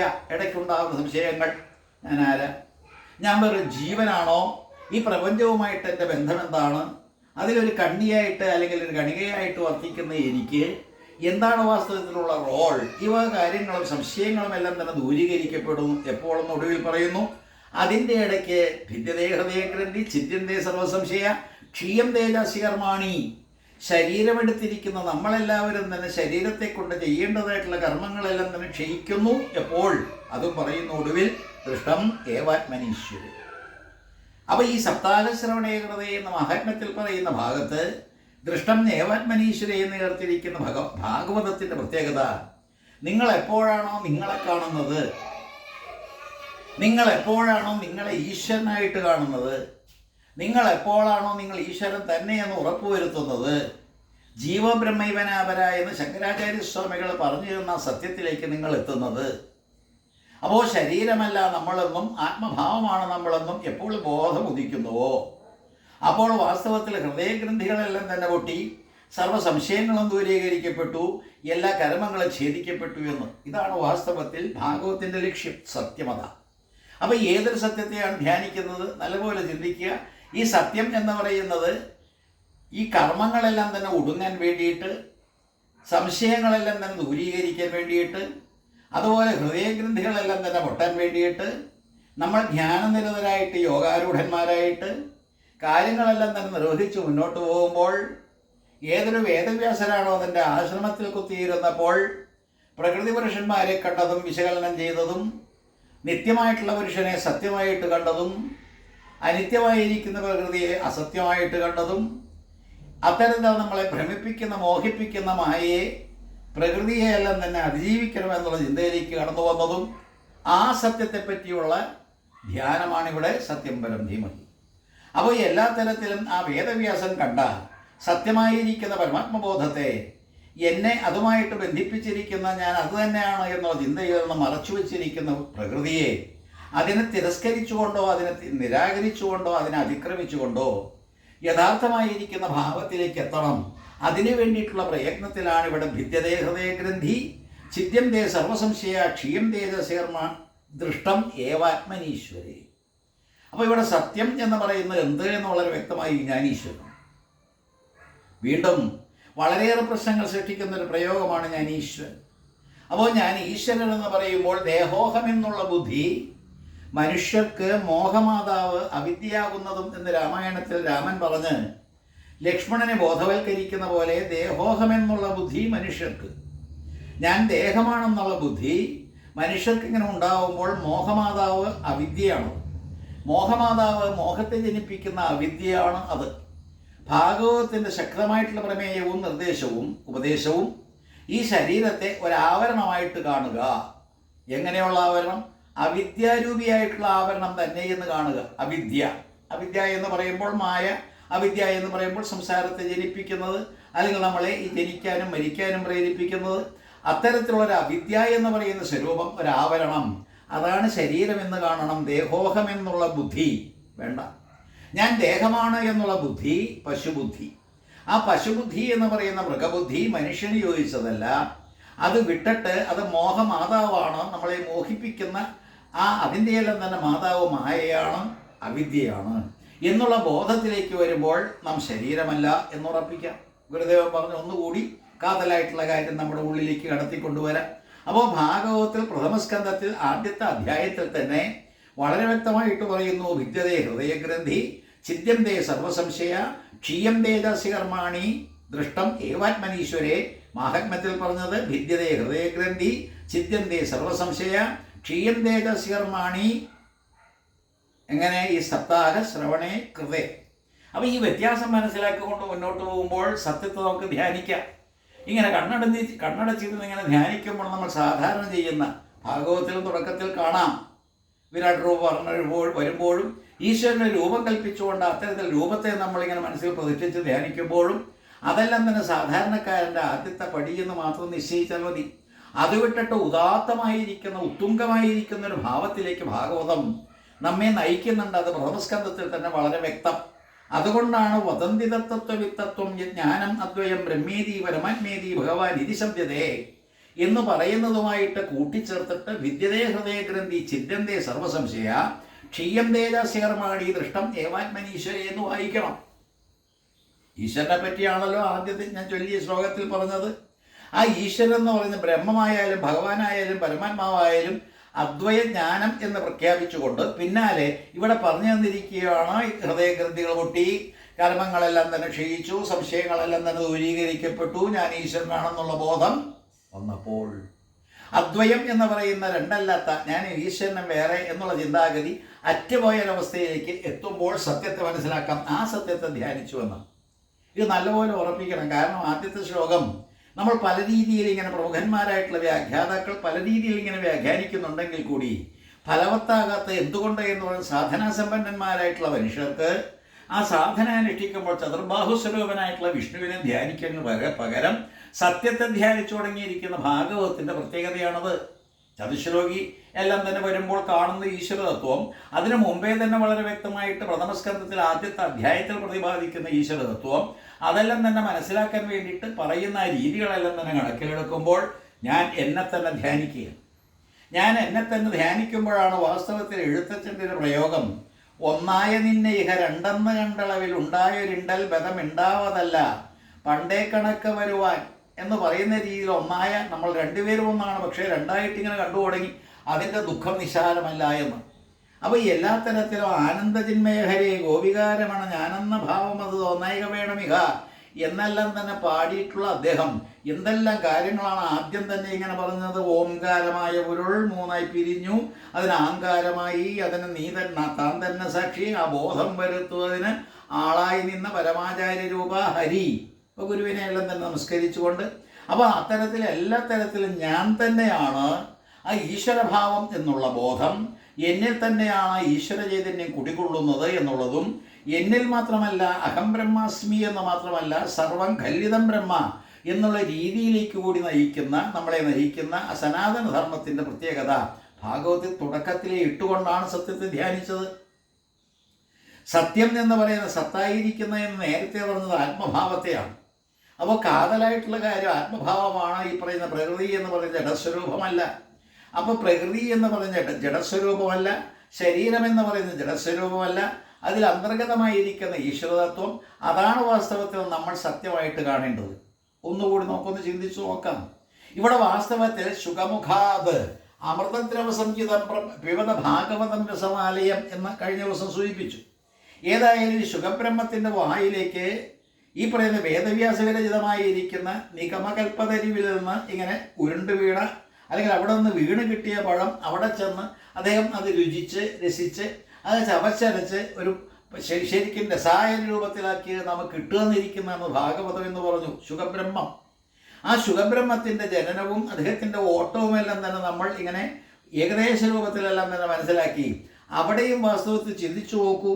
ഓടി മുന്നാലെ പോയ അദ്ദേഹത്തെ കാണാതെ പോയിട്ട് പിന്നെ അവസാനം വന്നപ്പോൾ ഒരു പ്രതിധ്വനി മാത്രമല്ലേ കേട്ടുള്ളൂ. ശുക എന്ന് വിളിക്കുമ്പോൾ ഒരു പ്രതിധ്വനിയല്ലാതെ വേറെ വല്ലതും പ്രപഞ്ചത്തിൽ ഈ വേദവ്യാസർ കേട്ടോ? അത് നിവൃത്തിശാസ്ത്രമായിട്ടുള്ള ഭാഗവത്തിൽ പ്രവൃത്തിശാസ്ത്രത്തിൽ കടകവിരുദ്ധം. അത് പിന്നെ നമുക്ക് നോക്കാം. അപ്പോൾ ഏതായാലും ഇത്തരത്തിൽ പ്രകൃതിയിലേക്ക് ലയിച്ചു ചേർന്നുകൊണ്ട് അല്ലെങ്കിൽ പ്രപഞ്ചത്തിലേക്ക് ലയിച്ചു ചേർന്നുകൊണ്ട് സർവ്വതരുക്കളും അതേ രീതിയിൽ ഇങ്ങനെ പ്രതിധ്വനി പുറപ്പെടുവിച്ച ശുക എന്നുള്ള ആ വിളി, അത്തരത്തിലുള്ള ശുഖബ്രഹ്മമാണ് വാസ്തവത്തിൽ ഈ പറയുന്ന ഭാഗവതം പറഞ്ഞു കൊടുക്കുന്നത് എന്ന് പറഞ്ഞാൽ ആത്മഭാവം ആർജിച്ച ആത്മസ്വരൂപമായിരിക്കുന്ന ഒരവസ്ഥയിലേക്ക് മാറിയ തൻ്റേതായിട്ടുള്ള രേതസ് അത് സ്കലിച്ച അഗ്നിയിൽ പതിച്ച് അഗ്നിയിൽ ദഹിച്ച് അത്തരത്തിൽ സബ്ലൈം ചെയ്തിരിക്കുന്ന ഒരു സ്പിരിച്വൽ ആയിരിക്കുന്ന ഒരു ഫോഴ്സ് സബ്ലൈം ചെയ്യുക. അപ്പോൾ അഗ്നിയിൽ കിടന്ന് അത് വെന്തുരുകി ദഹിച്ച് എല്ലാ തരത്തിലും അത് യുവാപ്പറേറ്റഡായി അല്ലെങ്കിൽ അത്തരത്തിൽ ബാഷ്പീകരിക്കപ്പെട്ട് സബ്ലിമേഷൻ എന്ന് പറയുന്ന ഒരു പ്രത്യേക പ്രതിഭാസത്തിന് ഇരയായി എന്നിട്ട് എത്തിച്ചേർന്ന ഒരു ഭാവമായിട്ടല്ലേ ശുഗനെ കാണാൻ കഴിയൂ? നല്ലപോലെ ചിന്തിച്ചു നോക്കൂ. അതിൽ നിന്നൊരു കുട്ടി ജനിച്ചു, അത് ശുഗനായി എന്നെല്ലാം തന്നെ പറയുമ്പോഴും അഗ്നിയിൽ ദഹിച്ചിട്ട് ഉണ്ടായത് എന്ത് എന്ന് നിങ്ങളൊന്ന് ചിന്തിച്ചാൽ, ആ അഗ്നിയിൽ ദഹിക്കുമ്പോൾ എല്ലാം പോയി, പ്രകൃതി പോയി, പ്രപഞ്ചം പോയി, നമ്മുടെ ശരീരം പോയി, എല്ലാം പോയി. അങ്ങനെ ശരീരാദി കാര്യങ്ങളെല്ലാം തന്നെ സ്ഥൂലമായിരിക്കുന്ന പ്രപഞ്ചം ഇതെല്ലാം തന്നെ കത്തി കൊടുങ്ങി അതിൽ നിന്ന് പിന്നെ കടന്നു വരുന്നത് ഈ പറയുന്ന സൂക്ഷ്മഭാവമാണ്, അത് ആത്മഭാവം. ഈ ആത്മഭാവമാണ് സബ്ലിമേഷൻ എന്ന് പറയുന്ന പ്രക്രിയയിൽപ്പെട്ട് ആ ആധ്യാത്മികതയുടെ അങ്ങേയറ്റത്തെ അവസ്ഥയിലേക്ക് എത്തുന്ന ആ ശുഖബ്രഹ്മമല്ലേ ഭാഗവതം പറഞ്ഞു കൊടുക്കുന്നത്? അത് സത്യം. അപ്പോൾ സത്യം എന്ന് പറയുന്നതിനെ ഇത്തരത്തിൽ ചിന്തിച്ചു കൊണ്ടുപോകുമ്പോൾ സത്യം പരം ധീമഹി എന്ന് പറയുന്ന ആദ്യത്തെ ശ്ലോകത്തിൽ ഭാഗവതം, ഈ പറയുന്ന നിവൃത്തിശാസ്ത്രം എന്ന് പറയുന്ന ഭാഗവതം പറഞ്ഞു കൊടുക്കുന്ന ആ സൂക്ഷ്മസ്വരൂപം, അത് പിന്നാലെ ഇങ്ങനെ അവതരിക്കുന്ന രംഗവും കൂടി വായിക്കുമ്പോൾ 19-ാമത്തെ അധ്യായം പ്രഥമസ്കന്ധം, നമുക്ക് വാസ്തവത്തിൽ അതിശയം തോന്നും. എന്തേ ഇത്തരത്തിൽ ഈ പറയുന്ന ശുഖബ്രഹ്മം അവിടെ അവതരിച്ചത്? സൂക്ഷ്മരൂപത്തിൽ ശരീരമില്ലാതെ ഓടി അകന്നവനല്ലേ? വേദവ്യാസൻ വിളിച്ചിട്ടും അതിൻ്റെ പുറകെ ഓടി നടന്നിട്ടും കിട്ടാതെ പോയ ആത്മതത്വമല്ലേ? പിന്നെ എന്തിനാണപ്പാ ഇങ്ങനെ അവതരിച്ചത്? അവിടെയാണ് നമ്മുടെ മലയാള ഭാഷയുടെ പ്രൗഢമായിരിക്കുന്ന മലയാള ഭാഷയെ നമുക്ക് സംഭാവന ചെയ്ത അതിൻ്റെ പിതാവായിരിക്കുന്ന എഴുത്തച്ഛനെ സ്മരിക്കേണ്ടി വരുന്നത്. ചിന്തിച്ചു നോക്കൂ. ഈശനും പ്രപഞ്ചവും ദേശികൻ താനും ഞാനും ഈശന്റെ കാരുണ്യത്തിൽ കേവലം ഒന്നായി കണ്ടേൻ, അന്നേരം മായാമയമായുള്ള ബഹുത്വങ്ങളൊന്നുമേ കാണാനില്ല ഞാൻ ഒഴിഞ്ഞൊരിടത്തും. ഈ ഞാനെന്ന് പറയുന്ന ആത്മഭാവത്തെ അവിടെ പ്രകീർത്തിക്കുന്ന രീതിയിൽ കുറേ വാക്കുകൾ കൊണ്ട് എപ്രകാരമാണ് ഗുരുവിൻ്റെ തൃക്കൺ കടാക്ഷം കൊണ്ട്, അനുഗ്രഹം കൊണ്ട് ഈശ്വരനും താനും പ്രപഞ്ചവും എല്ലാം ഒന്നായിട്ട് കാണാൻ കഴിഞ്ഞത്. അന്നേരം മായ എന്ന് പറയുന്ന എല്ലാം തന്നെ ബഹുത്വങ്ങൾ സൃഷ്ടിക്കുന്ന, അനവധി എന്നുള്ള രീതിയിൽ ഇവിടെ കാണുന്ന അത്തരത്തിലുള്ള എല്ലാത്തിനെയും കെട്ടടക്കിക്കൊണ്ട് നമുക്ക് വാസ്തവത്തിൽ എന്നെ മനസ്സിലാക്കാൻ കഴിഞ്ഞു, ഞാനാണ് ഈ കാണുന്നത് എല്ലാം എന്നുള്ള ബോധത്തിലേക്ക് എത്തിച്ചു എന്ന് പറയുന്ന ആ എഴുത്തച്ഛൻ്റെ പ്രയോഗം മനസ്സിൽ വെച്ചുകൊണ്ട് ഭാഗവതം തുടങ്ങുന്നതോ ഈ പറയുന്ന എൻ്റെ മനസ്സിൽ കുടികൊള്ളുന്ന ശുഖബ്രഹ്മത്തെയാണ്. അവ ഏതൊരു ശുഖനാണോ നേരത്തെ ആത്മഭാവത്തിലേക്ക് കടന്നു, അഗ്നിയിലേക്ക് പതിച്ച് ദഹിച്ച്, അത്തരത്തിൽ ദഹിച്ച് ആത്മഭാവത്തിലേക്ക് ചെന്ന ആ ഭഗവാൻ ശുഖബ്രഹ്മം ഇങ്ങനെ ഓടി പോകുന്ന കണ്ടിട്ട് പിന്നാലെ പോയി വിളിച്ചിട്ടും വിളി കേൾക്കാതെ, അല്ലെങ്കിൽ അതിൽ പ്രതിധ്വനി മാത്രം കേട്ടുകൊണ്ടുപോയ ആ ശുഖബ്രഹ്മമാണ് പിന്നാലെ ഈ പ്രത്യേക പരിതസ്ഥിതിയിൽ പരീക്ഷത്തിൻ്റെ ജിജ്ഞാസ കൊണ്ടോ അല്ലെങ്കിൽ പരീക്ഷത്തിൻ്റെ ആവശ്യകത മനസ്സിലാക്കി അദ്ദേഹം പ്രത്യക്ഷപ്പെടുന്ന ശരീരത്തോടുകൂടി സൂക്ഷ്മത്തിൽ നിന്ന് സ്ഥൂല ശരീരവും സ്ഥൂലത്തിൽ നിന്ന് സൂക്ഷ്മ ശരീരവും അങ്ങോട്ടും ഇങ്ങോട്ടും ഒഴുകിപ്പോകുന്ന നമ്മുടെ സനാതനധർമ്മത്തിൻ്റെ ഒരു പ്രത്യേക തത്വം നമ്മളിവിടെ പഠിക്കുകയാണ്. ശരീരം ഉണ്ടായത് സൂക്ഷ്മത്തിൽ നിന്ന്, സൂക്ഷ്മമായിട്ടുള്ള അവസ്ഥയിൽ നിന്ന് ആത്മഭാവത്തിൽ നിന്ന് ശരീരം എടുത്തുകൊണ്ട് ഉടലെടുത്തുകൊണ്ട് പോന്ന് നമ്മളെല്ലാവരും അത്തരത്തിൽ ഇവിടെ ഈ ശുഖബ്രഹ്മം ഉടലെടുത്തു, ശരീരമെടുത്തു, ഒരു ഗുരുവായിട്ട് അദ്ദേഹത്തിൻ്റെ മുമ്പിൽ പരീക്ഷത്തിന് മുമ്പിൽ വന്നിരുന്നു എന്ന്. അതെല്ലാം തന്നെ മാറ്റിമറിച്ചുകൊണ്ട് എഴുത്തച്ഛൻ പറയുന്നത് ഈ പറയുന്ന ആദിമൂല ശ്രീ പരമാനന്ദ സ്വതയിൽ നിന്ന് ആദരാൽ ഇഴിഞ്ഞ് ഒഴുകിയിടിനോൽ അമൃതവും പാനം ചെയ്ത് അലസാത മാനസപത്മത്തിങ്കൽ വാഴും പൈങ്കിളിപ്പെണ്ണ എന്നാണ്. അപ്പൊ എല്ലാം തന്നെ വിട്ടുപോയി, അകന്നുപോയി, എല്ലാം തന്നെ ഇല്ലാതെയായി, ബാഹ്യമായിട്ടുള്ള എല്ലാ സംഗതികളും അതെല്ലാം അല്ല ഈ ശുഖബ്രഹ്മം എന്ന് വന്നിട്ട് മാനസപത്മത്തിങ്കൽ വാഴും പൈങ്കിളിപ്പെണ്ണേ. ഈ മനസ്സ് എന്ന് പറയുന്നതിനെ നമ്മൾ വാസ്തവത്തിൽ ആത്മഭാവത്തിലേക്കും ആത്മാവിനെ മനസ്സിൻ്റെ ഭാവത്തിലേക്കും കടത്തിക്കൊണ്ടുവരാം എന്ന് പാടിയതും എഴുത്തച്ഛനാണ്. ഗുണകാമാത്മാവിനെ മാനസം എന്ന് ചൊല്ലൂ, ഗുണകാമങ്ങൾ പോയാൽ മാനസം തന്നെ ആത്മാ എന്ന് നിർവചിച്ചു തന്നത് അദ്ദേഹത്തിൻ്റെ മലയാള ഭാഗവതമാണ്. അപ്പോൾ ഏതൊരു മനസ്സാണോ ആത്മഭാവത്തിലേക്ക് വരുന്നത്, ഏതൊരു ആത്മഭാവമാണോ മനസ്സായി തീരുന്നത്, അത് പരസ്പരം ബന്ധപ്പെട്ട് കിടക്കുന്ന മനസ്സിൽ കുടികൊള്ളുന്ന ഈ ശുഖം ആ പെൺതത്തയോട് ആവശ്യപ്പെട്ടുകൊണ്ടാണ് ഭാഗവതം കേൾക്കുന്നതോ അതെല്ലാം തന്നെ മനസ്സിലാക്കിക്കൊണ്ട് എഴുതുന്നതോ. ഇതാണ് സത്യം. അപ്പോൾ എല്ലാ തരത്തിലും ഈ പറയുന്ന ശുഖത്തെ, ശുഖബ്രഹ്മത്തെ അല്ലെങ്കിൽ ആചാര്യസ്ഥാനം അലങ്കരിച്ചുകൊണ്ട് ഭാഗവതം പറഞ്ഞു കൊടുക്കാൻ ഈ പരീക്ഷത്തിൻ്റെ മുമ്പിൽ പ്രത്യക്ഷപ്പെട്ട ശുഖബ്രഹ്മത്തെ ഒരു പ്രത്യേക ഉദാത്ത ഭാവത്തിൽ കാണണം. കാരണം ഭാഗവതം പറഞ്ഞു കൊടുക്കാൻ അദ്ദേഹത്തിനെ കഴിയൂ. ആർക്ക്? ഈ ഭാഗവതം എന്ന് പറയുന്ന ആത്മതത്വത്തെ പ്രതിപാദിക്കുന്ന ശരീരത്തിൽ നിന്ന് വ്യതിരിക്തമായിട്ട്, ശരീരത്തിന് അതീതമായിട്ട്, ശരീരമെന്ന് പറയുന്ന മായ ആ അവസ്ഥയെല്ലാം തന്നെ തരണം ചെയ്തിട്ടുള്ള ആത്മഭാവം അത് തന്നെ ആയി തീരണം ഈ ശുഖബ്രഹ്മം, അല്ലെങ്കിൽ ഭാഗവതം പറയാൻ കഴിയില്ല. അപ്പോൾ ഭാഗവതം പറഞ്ഞ് പഠിപ്പിക്കുന്ന ശുഖബ്രഹ്മത്തിൻ്റെ ആ ഭാവം മനസ്സിലാക്കിക്കൊണ്ട് സത്യം പരം ധീമഹി. അപ്പോൾ ഏതൊരു സത്യമാണോ വാസ്തവത്തിൽ ഹൃദയാന്തം വാസിയായിട്ടുള്ള ഈശ്വരൻ, അല്ലെങ്കിൽ അന്ധക്കരണത്തിൽ ഇങ്ങനെ പ്രതിഷ്ഠിതമായിരിക്കുന്ന ഈശ്വരൻ, ആ ഈശ്വരൻ എന്ന് പറയുന്ന ഞാനെന്ന് പറയുന്ന ഈശ്വരൻ, ആ ഞാനെന്ന് പറയുന്ന ഈശ്വരൻ തന്നെ ഉള്ളിൽ ഇരുന്നു കൊണ്ട് ഭാഗവതം ഉപദേശിക്കുകയാണ്. ഒന്ന് ചിന്തിച്ചു പോകും. നിങ്ങളുടെ ചിന്ത കടന്ന് അവിടം വരെ കയറുന്നു എങ്കിൽ നിങ്ങൾക്ക് സത്യത്തെ ധ്യാനിക്കാൻ യാതൊരു വൈഷമ്യവും വരികയില്ല. എന്താ കാരണം? എൻ്റെ ഉള്ളിൽ കൊള്ളികൊള്ളുന്ന, എൻ്റെ ഉള്ളിൽ പള്ളി കൊള്ളുന്ന, എൻ്റെ ഉള്ളിൽ ഇങ്ങനെ കിടന്ന് അത്തരത്തിൽ പ്രവർത്തിക്കുന്ന അല്ലെങ്കിൽ വർത്തിക്കുന്ന ഈശ്വരനെ ഈശ്വര സർവഭൂതാനാം ഹൃദയശേ അർജുന തിഷ്ഠതി എന്ന് ഈ ഭഗവത്ഗീതയിൽ ആചാര്യൻ ശ്രീകൃഷ്ണ പരമാത്മാവ് തന്നെ പാടിക്കൊടുക്കുന്ന പോലെ എൻ്റെ ഹൃദയത്തിൽ വർത്തിക്കുന്ന ഈശ്വര സ്വരൂപത്തെ അദ്ദേഹത്തെ തന്നെ ശുഖനായിട്ട് കണ്ടാൽ, അദ്ദേഹം തന്നെ വാസ്തവത്തിൽ ഞാൻ എന്നുള്ള രീതിയിലേക്ക് വന്നാൽ, അവിടെ ഭേദബുദ്ധിയില്ലാതെ അഭേദമായിരിക്കുന്ന ഒരവസ്ഥയെ നമ്മൾ പ്രാപിച്ചു കഴിഞ്ഞാൽ ഭാഗവതമായി, സത്യമായി, സത്യത്തെ തേടലായി, സത്യത്തെ ധ്യാനിക്കലായി, സത്യത്തെ ധ്യാനിച്ചുകൊണ്ട് സത്യത്തെ കണ്ടെത്തലായി. ഇതാണ് ഭാഗവതത്തിൻ്റെ ലക്ഷ്യം.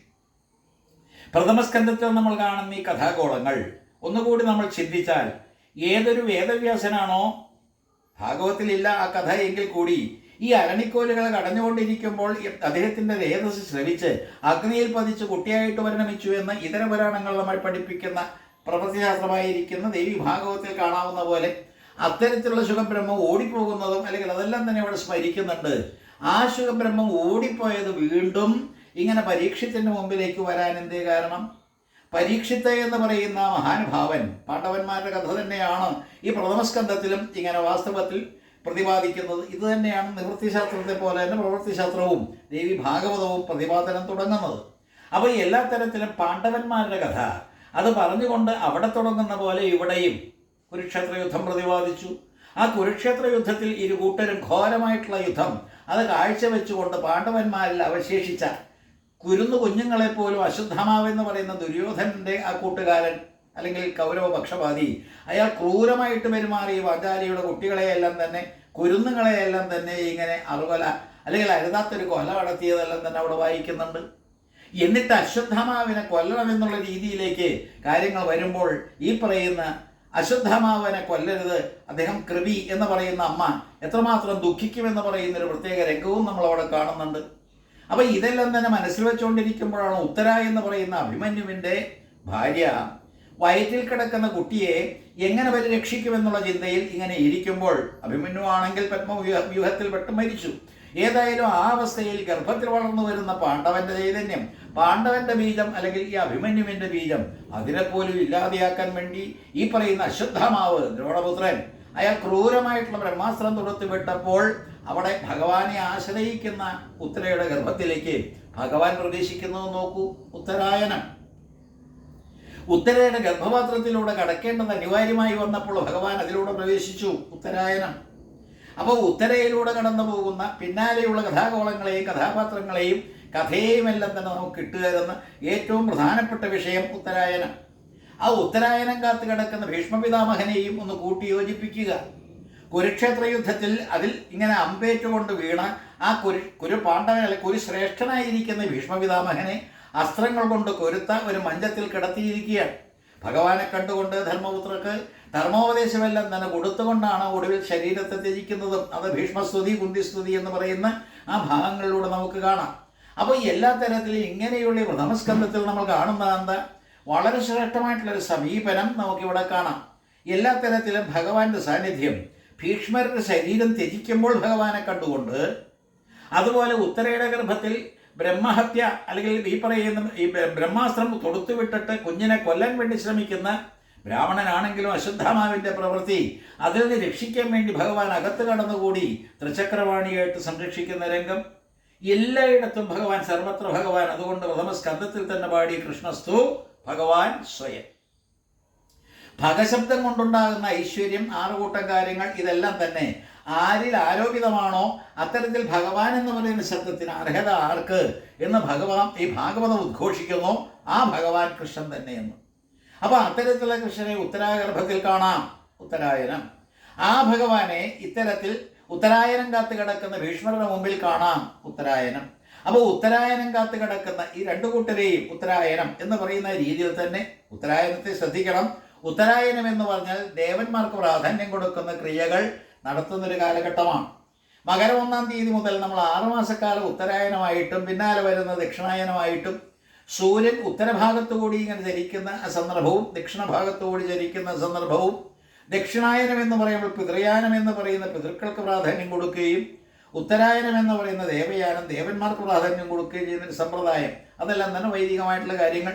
എന്തുമാകട്ടെ, അത്തരത്തിലുള്ള 2 അയനങ്ങളിൽ ഉത്തരായനം കാത്തു കിടക്കുക എന്ന് പറഞ്ഞാൽ നല്ല മുഹൂർത്തം കാത്തു കിടക്കുക, നല്ല കലശാദികൾക്കെല്ലാം തന്നെ നമ്മൾ നിശ്ചയിക്കുന്ന മുഹൂർത്തം, നല്ലൊരു സന്ദർഭം കാത്തു കിടക്കുക, അത് തന്നെ ഇവിടെ സംഭവിക്കുന്നു. എന്നിട്ട് അവിടെ ജനിച്ചു വീണ ഈ പരീക്ഷിത്ത് എന്ന് പറയുന്ന അദ്ദേഹത്തിൻ്റെ ബീജം, അല്ലെങ്കിൽ അഭിമന്യുവിൻ്റെ ബീജം പരീക്ഷിത്തായിട്ട് പരിണമിച്ചുകൊണ്ടിരിക്കുന്ന ഗർഭപാത്രത്തിലേക്ക് കടന്ന് ഭഗവാൻ തന്നെ രക്ഷിച്ചുകൊണ്ട് പുറത്തേക്ക് ഇങ്ങനെ ജനിപ്പിക്കുകയാണ്, ഭഗവാന്റെ രക്ഷ.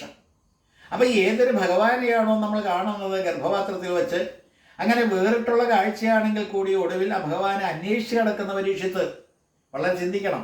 ഗർഭപാത്രത്തിൽ വെച്ച് ഇങ്ങനൊരു ഭഗവാനെ കണ്ടു, ചെറിയ രൂപത്തിൽ ഗർഭപാത്രത്തിൽ ഞാൻ ഭ്രൂണമായിട്ട് കിടക്കുമ്പോൾ അങ്കുഷ്ടമാത്രതുല്യനായിട്ട് തള്ളവരിൻ്റെ വലിപ്പത്തിലൊരു ഭഗവത് സ്വരൂപത്തെ, ഒരു പ്രത്യേക രൂപത്തെ കണ്ടു. അത്തരത്തിലുള്ള രൂപം എന്താണ് എന്നിങ്ങനെ ചിന്തിച്ചുകൊണ്ട് പുറത്തേക്ക് വന്നപ്പോഴും പ്രസവിക്കപ്പെട്ടതിന് ശേഷവും അതിനെ തേടി നടക്കുന്ന പരീക്ഷിത്ത് ഒരു ഗർഭശ്രീമാനായതുകൊണ്ട്, ശ്രേഷ്ഠത പറ്റി നിൽക്കുന്നൊരു ബുദ്ധിയുടെ ഉടമസ്ഥനായതുകൊണ്ട് അന്വേഷണം ഇങ്ങനെ തുടർന്നു പോവുകയാണ്. അദ്ദേഹമാണ് വാസ്തവത്തിൽ പാണ്ഡവന്മാരും എല്ലാവരും തന്നെ ദേഹത്യാഗം ചെയ്ത് മഹാപ്രസ്ഥാനമെല്ലാം തന്നെ ആചരിച്ചതിന് ശേഷം രാജഭരണം ഏറ്റെടുത്ത അദ്ദേഹം 66 വയസ്സ് വരെ ഭരിക്കുന്നത്. അദ്ദേഹത്തിലുള്ള ചിന്ത ഒന്ന് ആലോചിച്ച് നോക്കൂ. ഞാൻ ഗർഭത്തിൽ കിടന്നപ്പോൾ കണ്ട ആ മഹാപുരുഷനാര്, ആ ശ്രീകൃഷ്ണ സ്വരൂപമേത്, അല്ലെങ്കിൽ അത്തരത്തിലുള്ള ഈശ്വരഭാവം എന്ത് എന്ന് അന്വേഷിക്കുന്ന ഒരു വ്യക്തിയെ ഭാഗവത്തിൽ തുടക്കത്തിൽ ഇട്ട് തന്നിരിക്കുകയാണ്. അതാതോ ബ്രഹ്മജിജ്ഞാസ. നമുക്കില്ലാതെ ഭാഗവതം കേൾക്കുന്നവർക്കും ഭാഗവതം പറയുന്നവർക്കും ഇന്ന് സത്രാധികാരങ്ങളെല്ലാം തന്നെ നടത്തുന്നത് എല്ലാം തന്നെ ബിസിനസ് പോലെ ആയിരിക്കുന്ന ഈ കാലഘട്ടത്തിൽ ഇത്തരത്തിൽ ഈശ്വര പ്രതിനിധാനം അല്ലെങ്കിൽ ഈശ്വരനെ കണ്ടെത്താനുള്ളൊരു പ്രത്യേക താല്പര്യമെന്ന് പറയാൻ പറ്റാത്ത രീതിയിൽ, അതാണ് വാസ്തവത്തിൽ അതാധോ ബ്രഹ്മ ജിജ്ഞാസ. അപ്പോൾ ബ്രഹ്മത്തെ നിർവഹിച്ചിരിക്കുന്ന ഭാഗവതത്തിൽ അതാധോ ബ്രഹ്മ ജിജ്ഞാസ എന്ന് തുടങ്ങുന്ന അത്തരത്തിലുള്ള ഈ പറയുന്ന ബ്രഹ്മസൂത്രത്തിൽ ജന്മാദ്യസായി എന്ന് പ്രതിപാദിക്കുന്ന ഈശ്വരൻ്റെ മഹത്വവും നിർവചനവും ഇതെല്ലാം തന്നെ കൂട്ടിയിണക്കിക്കൊണ്ട് നമ്മൾ ഈശ്വരാന്വേഷിയായിട്ടുള്ളൊരു പരീക്ഷിത്തിനെ കാണുകയാണ്. ഭാഗവത്തിൽ എന്നല്ല, എല്ലായിടത്തും ഏതൊരു കാര്യത്തിൽ ഈശ്വരാന്വേഷണം നമുക്ക് കൈമുതലായിട്ട് വേണം. അന്വേഷിക്കാതെ എവിടെ കിട്ടും? ക്രൈസ്തവരുടെ സമ്പ്രദായത്തിൽ ബൈബിൾ പറയുന്ന പോലെ അന്വേഷിപ്പിൻ കണ്ടെത്തും, എന്നിട്ട് ഈ പറയുന്ന മുട്ടുവിൻ തുറക്കപ്പെടുമെന്നെല്ലാം തന്നെ പറയുന്ന രീതി അവർ വിസ്മരിച്ചു പോയി, നമ്മളും വിട്ടുപോയി. അപ്പോൾ ഈ എല്ലാ തരത്തിലും അന്വേഷിക്കേണ്ട രീതിയിൽ അന്വേഷിക്കാതെ ഇത് കിട്ടുകയില്ല. മുട്ടേണ്ട സ്ഥലത്ത് മുട്ടാതെയും തട്ടാതെയും ഇത് കിട്ടുകയില്ല. അപ്പോൾ എല്ലാ തരത്തിലും ഈശ്വരഭാവത്തെ നമ്മൾ ഗ്രഹിക്കണമെങ്കിൽ മുട്ടേണ്ട സ്ഥാനത്ത് മുട്ടണമെന്നും അന്വേഷിക്കേണ്ട രീതിയിൽ അന്വേഷിക്കണമെന്നും നാം ഈ പരീക്ഷത്തിലൂടെ മനസ്സിലാക്കുകയാണ്. ഈ പരീക്ഷത്താണ് വാസ്തവത്തിൽ രാജ്യം ഭരിക്കുന്നോ ഭോഗത്തിൻ്റെ രീതിയാണ്. ഈ ഭോഗത്തിൻ്റെ രീതിയെല്ലാം നടക്കുമ്പോൾ യോഗത്തിൻ്റെ രീതിയിൽ അദ്ദേഹത്തിലുണ്ട്. എന്താ കാരണം? ഗർഭത്തിൽ കിടക്കുമ്പോൾ കണ്ട ആ ഈശ്വര സ്വരൂപത്തെ കാണാൻ കൊതിച്ചുകൊണ്ടാണ് വീണ്ടും നടക്കുന്നത്. അവിടെ ശ്രദ്ധിക്കണം. ഏതായാലും ഭഗവാനെ കണ്ടില്ലേ, ജനിച്ചിട്ട് ഭഗവാനെ കണ്ടല്ലോ. ഏതായാലും 66 വയസ്സ് വരെ ജീവിച്ചിരുന്ന അദ്ദേഹം, ഭഗവാൻ മരിച്ചിട്ട് 30ാമത്തെ വർഷമാണ് അദ്ദേഹത്തിന് 66 വയസ്സ്. അങ്ങനെ വരുമ്പോൾ ഒരു 36 വയസ്സുള്ള ആ സമയം വരയ്ക്ക് ഭഗവാനെ കണ്ടിട്ടുണ്ട്. ആ ഭഗവാനെ അല്ല ഇദ്ദേഹം അന്വേഷിക്കുന്നത് എന്ന് കൂടി സത്യത്തെയാണ് ഞാൻ പറയുന്നത്. സത്യം പരം ധീമഹി. നമ്മൾ ഓടക്കുഴൽ ഊതി നടക്കുന്ന കൃഷ്ണനെയല്ല, അല്ലെങ്കിൽ പാർത്ഥസാരഥിയായിരിക്കുന്ന കൃഷ്ണനെയല്ല, അല്ലെങ്കിൽ ദൂതിന് പോയ കൃഷ്ണനെയല്ല. ഏതൊരു കൃഷ്ണനാണ് ഇങ്ങനെ ഉടനീളം മഹാഭാരതത്തിലും ഭാഗവത്തിലും എല്ലാം തന്നെ ഇങ്ങനെ നാം കാണുന്നത്? ദശമസ്കന്ധത്തിൽ ജനിച്ചിട്ട് ഈ സ്വർഗാരോഹണം അല്ലെങ്കിൽ സ്വധാമഗമനം വരയ്ക്ക് കാര്യങ്ങൾ പലതും ചെയ്തു തീർത്ത ആ കൃഷ്ണനെയല്ല ഇദ്ദേഹം അന്വേഷിക്കുന്നത്. അതാധോ ബ്രഹ്മജിജ്ഞാസ.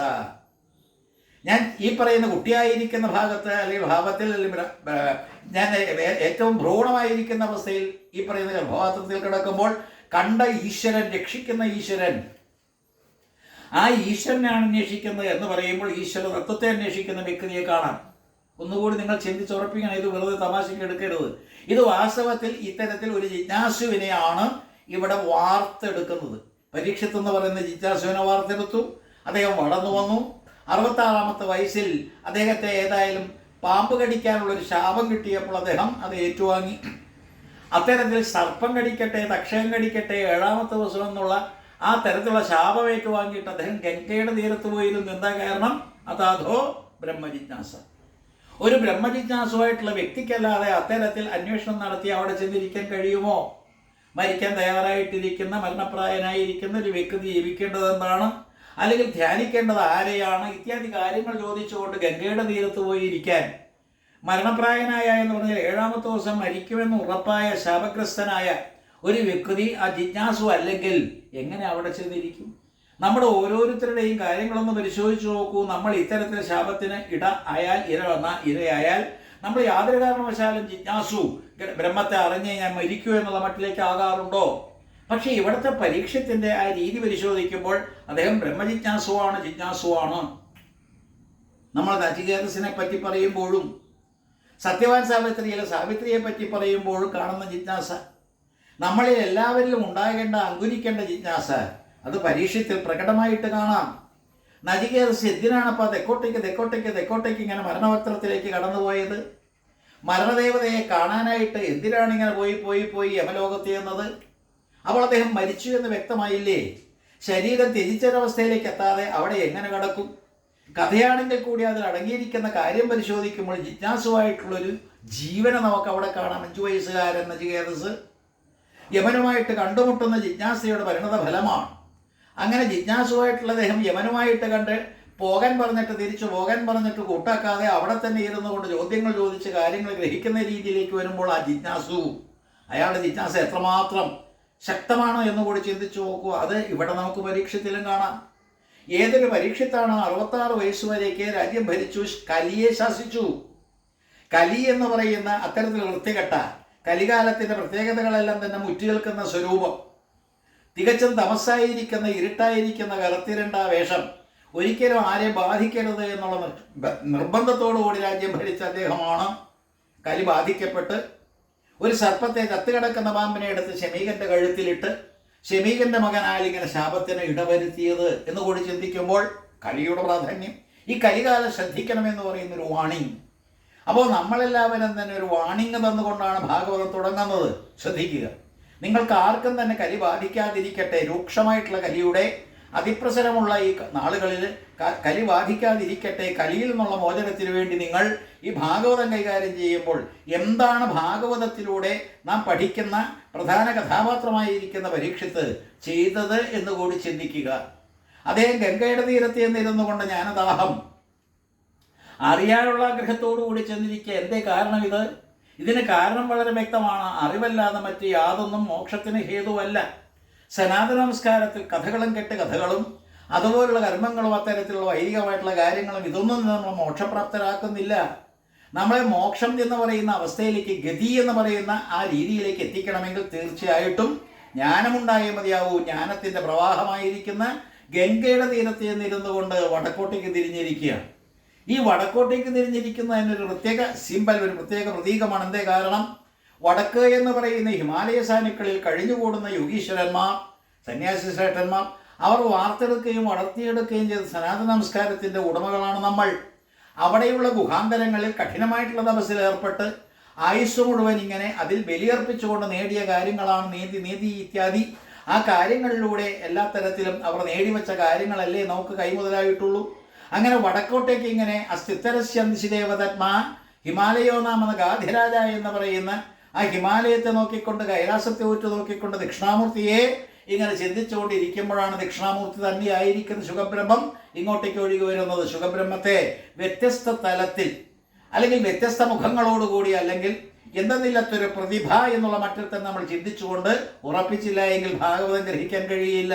അതുകൊണ്ടാണ് കഴിഞ്ഞ ദിവസം നിർത്തിയത് ശുഖരൂപ പ്രബോധജ്ഞ സർവശാസ്ത്ര വിശാരദ ഏതത് കഥാപ്രകാശേന മതജ്ഞാനം വിനാശയായെന്ന്. ഏതൊരു ശുഖബ്രഹ്മമാണോ ഇത്തരത്തിൽ ഈ കഥകൾ പറഞ്ഞുകൊണ്ട് കാര്യം ഗ്രഹിപ്പിക്കത്തക്ക ശേഷിയുള്ളവനായിട്ട് വേദവ്യാസ സന്തതിയായിട്ട് ഈ പുരാണത്തിൽ കാണുന്നത് മോക്ഷത്തിൻ്റെ പ്രതീകവും കൂടിയാണ്.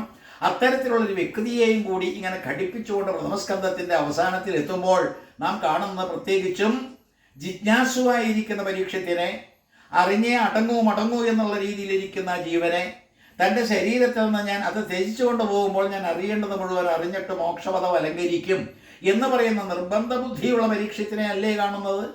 അത്തരത്തിലുള്ള പരീക്ഷിത്താണ് വാസ്തവത്തിൽ നമുക്ക് മാതൃക. പരീക്ഷിത് സാക്ഷി. ഏതായാലും പരീക്ഷിത്ത് സാക്ഷിയാണ് എന്ന് പറയുമ്പോൾ മോക്ഷത്തിന് സാക്ഷി, ഭാഗവത ഭാഷയിലുള്ള മോക്ഷത്തിന് സാക്ഷി.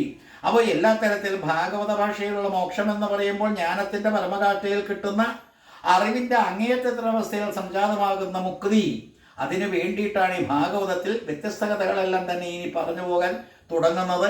അങ്ങനെ പ്രഥമസ്കന്ധത്തിൽ വേദവ്യാസന്റെ ഗ്ലാനി, നാരദൻ വരുന്നത്, നാരദൻ ഉപദേശിക്കുന്നത്, ഭക്തി സൂത്രത്തോടൊപ്പം തന്നെ ഭാഗവതവും കൂടി ഇങ്ങനെ ഉപദേശിക്കപ്പെടുന്നത്, ധ്യാനത്തിൽ യോഗാരൂഢനായിട്ട് വേദവ്യാസൻ ഇരിക്കുന്നത്, പ്രകൃതി പുരുഷന്മാരെ കാണുന്നത്, അതിനെ വിവേചിച്ചറിയുന്നത്, നിത്യാനിത്യ വിവേകം കൊണ്ട് പ്രകൃതിയാണ് എല്ലാത്തിനും കാരണക്കാരി ഉപദ്രവകാരി എന്ന് കണ്ടിട്ട് ആ പ്രകൃതിയെ അതിജീവിക്കാൻ വേണ്ടി ഭാഗവതം, മായയെ അതിജീവിക്കുക എന്ന് പറഞ്ഞാൽ പ്രകൃതിയെ അതിജീവിക്കുക.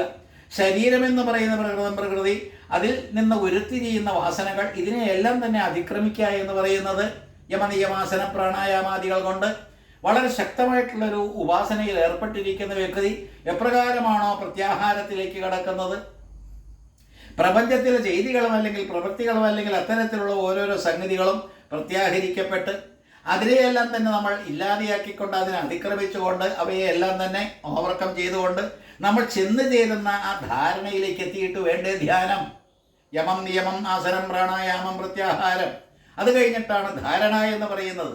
അപ്പോൾ ഈശ്വരനെ ധരിച്ചുകൊണ്ട് ധ്യാനിക്കുന്ന അത്തരത്തിലൊരവസ്ഥയിലേക്ക് നയിക്കുന്ന സത്യം പരം ധീമഹി എന്ന് പറയുന്ന ആദ്യ ശ്ലോകത്തിൽ അന്തർഭവിച്ചിരിക്കുന്ന ഈശ്വരനെ പരീക്ഷിത്ത് കണ്ടു ഗർഭപാത്രത്തിൽ വെച്ച്, നമ്മളും കണ്ടു ഗർഭപാത്രത്തിൽ വെച്ച്. പക്ഷേ പ്രസവിക്കപ്പെട്ടതിന് ശേഷം നമ്മൾ മറന്നുപോയി, പരീക്ഷത്ത് ഓർത്തിരുന്നു. പരീക്ഷത്ത് ജീവിച്ച് അല്ലെങ്കിൽ ജനിച്ചു പോകുന്നതിന് ശേഷം അത് തേടി നടന്നു, അത് നേടാൻ ആഗ്രഹിച്ചു. ജിജ്ഞാസുവായിട്ടുള്ള അദ്ദേഹത്തിന് അവസരം ലഭിച്ചു. മരണസമയമായപ്പോൾ ഒരാഴ്ചക്കാലം അദ്ദേഹത്തിന് അതിന് സമയം കിട്ടിയപ്പോൾ അതിന് വിനിയോഗിച്ചു. ഗംഗയുടെ തീരത്തിരുന്നു. എന്നിട്ട് അദ്ദേഹം നേടി ഈശ്വരൻ ആര് എന്ന് അറിഞ്ഞുകൊണ്ട് ശരീരത്തെ ത്യജിച്ചു വന്നു. ഇത് ഭാഗവതത്തിൻ്റെ ഏറ്റവും പ്രധാനപ്പെട്ട സംഗതിയാണ്. അപ്പോൾ ആദ്യത്തെ സത്യം പരം ധീമഹി എന്ന് പറയുന്നത് ശ്രദ്ധിച്ചു വേണം പഠിക്കാൻ. ജന്മാദ്യസ്യ യദോന്നയാത് ഇതരതശ്ചാർദ്ധേഷു വിദ്യസ്വരാട് തേനേ ബ്രഹ്മഹൃതായ ആദികവയേ മുഹ്യം ധിയസൂരയ തേജോ വാരിമൃതം യഥാ വിനിമയോ യത്ര ത്രിസർഗോ മൃഷ ധാംനാ സ്വേന സദാ നിരസ്തകുഹകം സത്യം പരം ധീമഹി. ഒടുവിലും ഈ സത്യത്തെ ധ്യാനിച്ചുകൊണ്ടാണ് നിർത്തുന്നത്. അത് ഭാഗവതത്തിൻ്റെ മാത്രം പ്രത്യേകതയാണ്. ധർമ്മപ്രോജിത കൈതപുത്രപരമോ നിർമ്മത്സരണാം സദാം വേദ്യം വാസ്തവമത്ര വസ്തു ശിവദം താപത്രയോന്മൂലനം ശ്രീമദ്ഭാഗവതേ മഹാമുനി കൃതേ കിവാപരൈരീശ്വര സദ്യോ ഹൃദ്യവരുദ്ധേത്ര കൃതി ശുശ്രൂഷിഭിസ്തക്ഷണ നിർമ്മത്സരാണാം സദാം വേദ്യം. ഇന്ന് കണ്ടുകൊണ്ടിരിക്കുന്ന എല്ലാ ചെയ്തികളും സപ്താഹവേദിയായാലും നാരായണീയ വേദികളായാലും സത്രവേദികളായാലും അവിടെയെല്ലാം തന്നെ എന്തെന്നില്ലാത്തൊരു മത്സരമാണ്. ഭാഗവതേ പാണ്ഡിത്യ പരീക്ഷ എന്നെല്ലാം തന്നെ പറയുന്നുണ്ട്. വിദ്യാവതാം ഭാഗവതേ പരീക്ഷ ഇതെല്ലാം തന്നെ പറയുന്നുണ്ടെങ്കിൽ തന്നെ നമ്മുടെ പാണ്ഡിത്യം പ്രദർശിപ്പിക്കാനും പാണ്ഡിത്യമെല്ലാം തന്നെ മാറ്റുരച്ചു നോക്കാനും ഉള്ളൊരു കൃതിയായിട്ടല്ല ഭാഗവത്തെ കണ്ട് നമ്മൾ മോക്ഷപ്രാപ്തിക്ക് ഉതകുന്ന ഒരു പുരാണമായിട്ട് കണ്ട് എപ്രകാരമാണോ ഈ പരീക്ഷത്തിന് മോക്ഷം കിട്ടിയത് ആ രീതിയിൽ നമുക്ക് മോക്ഷം കിട്ടണമെന്നുള്ള ചിന്ത വെച്ച് പുലർത്തുന്ന രീതിയിലേക്ക് നമ്മൾ മാറാൻ വേണ്ടിയിട്ടുള്ള ഒരു പുരാണമാണ്. മത്സരമൊന്നും വേണ്ട. അത്തരത്തിൽ കോമ്പറ്റീഷൻ ഇങ്ങനെ മത്സരിച്ചുകൊണ്ട് ഞാൻ കേമം അല്ലെങ്കിൽ ഇത്ര വേദവ്യാസനേക്കാൾ കേവന്മാരാണ് നമ്മളെന്നുള്ള ചിന്തയിലാണ് ഇപ്പോൾ നമ്മളെല്ലാവരും. ഏതൊരു ഭാഗവതമാണോ രചിച്ചത് വേദവ്യാസൻ എന്നിട്ട് നമുക്ക് കിട്ടുന്നത്, ഏതൊരു ഭാഗവതമാണോ തൻ്റെ മകനായിരിക്കുന്ന ശുഖബ്രഹ്മത്തെ കൊണ്ട് മോക്ഷത്തിൻ്റെ പ്രതീകമായ മോക്ഷത്തിൻ്റെ സിമ്പലായിരിക്കുന്ന ശുഗനെ കൊണ്ട് പറയിച്ചത്, ആ ഭാഗവതം എടുത്തുകൊണ്ട് നമ്മൾ ശുഗനേക്കാളും വേദവ്യാസനേക്കാളും ഒക്കെ കേവന്മാര് എന്നുള്ള മട്ടിലിരിക്കുമ്പോൾ അഹം വേത്മീ ശുഗോ വേത്തി വ്യാസോ വേത്തിന വേത്തിവ എന്ന് കാശി വിശ്വനാഥൻ എപ്രകാരമാണോ പണ്ഡിതന്മാരോട് മറുപടി പറഞ്ഞത്, എനിക്കറിയാം, ശുഗനറിയാം, വേദവ്യാസന് കുറേശ്ശെ അറിയാമെന്നുള്ള സംഗതി മറക്കാതിരിക്കുക. നമ്മളെ സംബന്ധിച്ചിടത്തോളം എല്ലാ തരത്തിലും നമ്മളെല്ലാം അറിഞ്ഞു എന്നുള്ളൊരു അഹങ്കാരം അത് ഒരിക്കലും വരുത്. കാരണം ഭാഗവതം എന്ന് പറയുന്ന വളരെയേറെ ക്ലിഷ്ടസാധ്യമായിരിക്കുന്ന പ്രമേയങ്ങൾ, വളരെ ബുദ്ധിമുട്ട് പിടിച്ച സന്ദർഭങ്ങളും സങ്കേതങ്ങളും ഇതെല്ലാം തന്നെ കൈകാര്യം ചെയ്യാനുള്ള ഒരു അങ്ങേയറ്റത്തെ ഒരു ഉദാത്തമായിരിക്കുന്ന ഒരു പുരാണ കൃതിയാണ്. അത് അറിഞ്ഞുകൊണ്ട് വേണം സേവിക്കാൻ.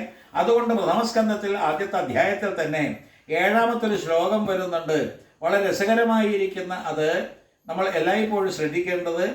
എല്ലാ തരത്തിലും പ്രാധാന്യമറിയിക്കുന്ന ആ ശ്ലോകത്തിൽ പറയുന്നത് എന്താ? ഈ പറയുന്ന രീതിയിൽ നമ്മൾ എല്ലാവരും തന്നെ എന്താണ് ധർമ്മം, അത് 2-ാമത്തെ അധ്യായത്തിൽ 7-ാമത്തെ ശ്ലോകം വളരെ ഭംഗിയായിട്ട് പറയുന്നതും സവൈ പുംസാം 6-ാമത്തെ ശ്ലോകം സവൈ പുംസാം പരോധർമ്മോ യതോ ഭക്തിരധോക്ഷജേ അഹൈരുക്കപ്രധിഗതോ ആത്മാ സംപ്രസീദതി. യാതൊരു ഹേതുക്കളുമില്ലാത്ത ഭക്തി, അതാണ് ഭാഗവതത്തിൽ ഏറ്റവും ശക്തമായിരിക്കുന്ന ഭാവം. അതാണ് വാസ്തവത്തിൽ ധർമ്മം.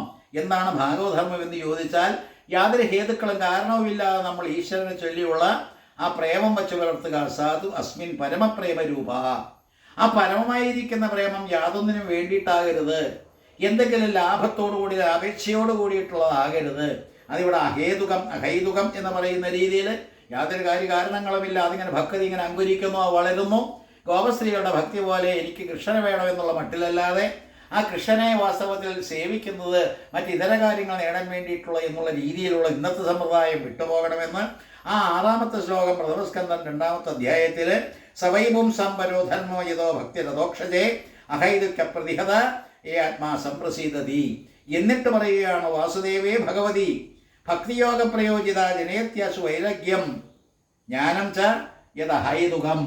ഇത്തരത്തിലൊരു ഭക്തി ഉണ്ടായാൽ പിന്നെ സ്വാഭാവികമായിട്ടും 2 കുട്ടികളുണ്ടാകും. അതാണ് ജ്ഞാനവൈരാഗ്യങ്ങൾ. അവരുടെ ഗതികേടാണ് മഹാത്മ്യത്തിൽ പ്രതിപാദിച്ചതും. എങ്ങനെ ഈ ജ്ഞാനവൈരാഗ്യങ്ങൾ ജരാന്തരകൾ ബാധിച്ച് മരണപ്രായരായി? അവർക്ക് ഗതികേട് എങ്ങനെ വന്നു? അവരെ എങ്ങനെ ഉദ്ധരിക്കാം? അപ്പോൾ ഭക്തി മാത്രം പോരാ, അവരുടെ കൂട്ടത്തിൽ ഈ പറയുന്ന ജ്ഞാനവൈരാഗ്യങ്ങളുകൂടി അനുപേക്ഷണീയമാണെന്ന് കൂടി പറഞ്ഞു ഭാഗവതത്തിൽ. മഹാത്മ്യത്തിലും പറയുന്നുണ്ട്, ഭാഗവതത്തിലും പറയുന്നുണ്ട്. ശ്രീമദ് ഭാഗവതം പുരാണതിലകം യത് വൈഷ്ണവാനാം ധനം യസ്മിൻ പാരമഹംസ്യമേകം അമലം ജ്ഞാനം പരം ഗീയതേ തത്രജ്ഞാന വിരാഗ ഭക്തി സഹിതം. എന്നിട്ട് പറയാണ്, ഭക്തിയും ജ്ഞാനവും വൈരാഗ്യവും ഇങ്ങനെ ഒത്തുചേർന്നിരിക്കുന്ന ഒരു പുരാണമാണിത്. ഭക്തി മാത്രമല്ല, ഭക്തിയുടെ സന്തതികളായിട്ടുള്ള ജ്ഞാനവൈരാഗ്യങ്ങൾ കൂടി ഒത്തൊരുമിച്ച് നൃത്തം ചെയ്യുന്ന ഒരു പ്രത്യേക രീതി ഈ ഭാഗവതത്തിലുണ്ട്. യച്ഛരണ്ണൻ പ്രവടൻ വിചാരണപരോ ഭക്തിയ. അപ്പോൾ ഏതൊരു വ്യക്തിയാണോ ജ്ഞാനഭക്തി വൈരാഗ്യങ്ങളെല്ലാം സമഞ്ജസമായിട്ട് സമ്മേളിച്ചിരിക്കുന്ന ഈ ഭാഗവതത്തെ വളരെ ഭക്തി ശ്രദ്ധാപുരസരം കൈകാര്യം ചെയ്യുന്ന, കേൾക്കുന്നതും പഠിക്കുന്നതും മനനം ചെയ്ത് അതിനെ അടിച്ചുറപ്പിക്കുന്നതും അങ്ങനെ അരക്കിട്ടുറപ്പിക്കുന്നു, അയാൾ മോചിക്കപ്പെടുന്നു എന്ന മോചനം എന്താ? ഞാൻ അതാണ് എന്നിങ്ങനെ ഉറപ്പിച്ചുകൊണ്ട് അത്തരത്തിലുള്ള അറിവിൻ്റെ പരമാർത്ഥയിൽ എത്തിക്കൊണ്ട് വൈരാഗ്യത്തോടും വിരക്തിയോടുകൂടി അല്ലെങ്കിൽ ഭക്തിയുടെ പാരമ്യത്തിൽ നമ്മൾക്ക് കിട്ടുന്ന ജ്ഞാനത്തോടുകൂടി അങ്ങനെ മാറാൻ വേണ്ടിയിട്ടുള്ളതാണ് ഭാഗവതം. ഇതൊരു കർമ്മശാസ്ത്രമല്ല എന്ന് നമ്മൾ വളരെയേറെ ശക്തമായിട്ട് മനസ്സിലാക്കണം. ഇതൊരു ജ്ഞാനയോഗമാണ്, അല്ലെങ്കിൽ ജ്ഞാന സത്രമാണ്, അല്ലെങ്കിൽ ജ്ഞാനത്തിന് വേണ്ടിയിട്ടാണ്, അല്ലാതെ കർമ്മയോഗമല്ല. ഇതിനകത്ത് കർമ്മയോഗമെല്ലാം തന്നെ ഉണ്ടെങ്കിൽ തന്നെ അതിൽ നിന്ന് ഉരുത്തിരിയുന്ന അറിവ് നമ്മൾ ഇങ്ങനെ അനുപേക്ഷണീയമായിട്ടുള്ള അറിവ് ഉണ്ടാക്കി എടുത്തേ മതിയാവൂ എന്നുകൂടി നമുക്ക് പറഞ്ഞുകൊണ്ട് ഇന്നത്തെ ഈ പറയുന്ന ഭാഗവത സമീക്ഷ, ഭാഗവതവും 2 ഭാഗവതവും അതിനകത്തേക്ക് ഇങ്ങനെ പതുക്കെ നുഴഞ്ഞു കയറാൻ ഉള്ള ശ്രമത്തിൻ്റെ ഭാഗമായിട്ട് ഇത്രയും നിങ്ങൾ കേട്ടു. നിങ്ങളെല്ലാവരും സുഹൃതികൾ, എല്ലാവരും ചിന്തിച്ച് ഭാഗവതം എന്താണെന്നും ദേവി ഭാഗവതവും ഏത് രീതിയിൽ കൈകാര്യം ചെയ്ത് നമ്മൾ രക്ഷപ്പെടണം, ഈ പ്രപഞ്ചത്തിലേക്ക് വഴുതി വീണ ജീവൻ്റെ ആ ഗതി എങ്ങനെയാണ് സമ്പാദിക്കേണ്ടത് എന്ന് ഉറപ്പിക്കുക. എല്ലാ തരത്തിലും ഭഗവാൻ അനുഗ്രഹിക്കട്ടെ. ഓം സഹനാവവതു സഹനോ ഭുനക്തു സഹ വീര്യം കരവാവഹൈ തേജസ്വിനാവധീതമസ്തു മാ വിദ്യുഷാവഹൈ. ഓം ശാന്തി ശാന്തി ശാന്തി.